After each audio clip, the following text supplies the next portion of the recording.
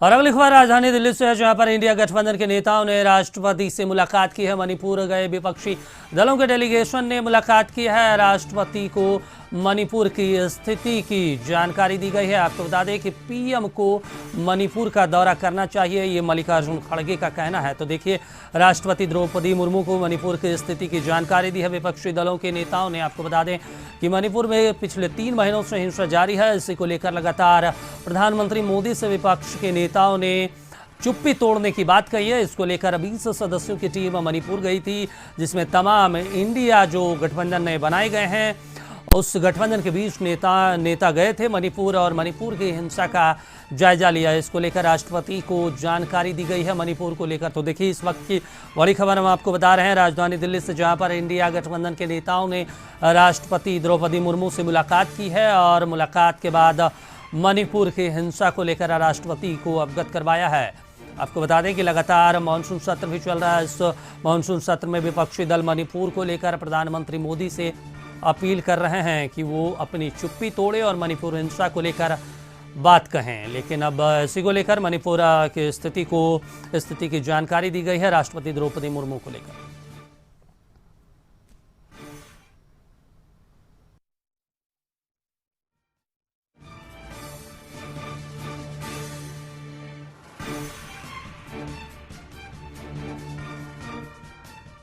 गठबंधन के लोग 21 लोग डेलीगेशन में गए थे। हर पार्टी के नेता लोग उसमें शामिल हुए। वो खुद ही आंखों से जो वहाँ की स्थिति को देखे हैं वो पूरा हमारे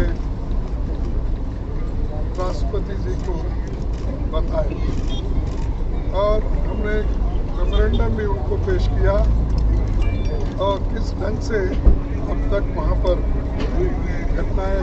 राष्ट्रपति का ध्यान खींचने के लिए हम सभी मिले। उन्होंने कहा ये जो आपका मेमोरेंडम है मैं इसके बारे में सोचूंगी, ऐसा उन्होंने आश्वासन दिया।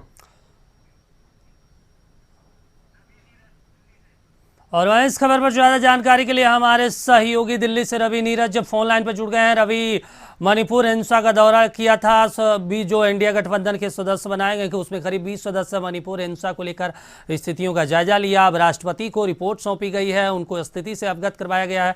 क्या कुछ कहा गया है विपक्षी दलों के द्वारा?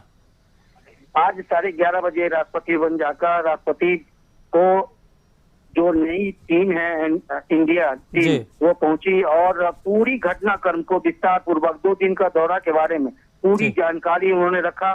सभी ने राष्ट्रपति से अपनी अपनी बातें रखी, क्योंकि 21 सदस्यीय ये डेलीगेशन टीम गई थी मणिपुर, 2 दिन वहां रुकी और वहां के पीड़ितों से उनके कैंपों में जाके मिले थे। वो सारी बातों को उन्होंने रखा और उसके बाद 11:30 बजे इन लोग की मुलाकात का समय मिला था और राष्ट्रपति भवन गए थे ये लोग और सब मिलकर आए। और बाद में प्रेस कॉन्फ्रेंस खड़गे जी ने किया, जो कांग्रेस के राष्ट्रीय अध्यक्ष है, और सभी डेलीगेशन टीम वहां पे खड़ी थी और सबने एक ही चीज कहा कि प्रधानमंत्री, और खास करके खड़गे जी ने कहा कि प्रधानमंत्री को मौके पर जाना चाहिए और शांति बहाल में योगदान देना चाहिए, क्योंकि देश के वो प्रधानमंत्री है।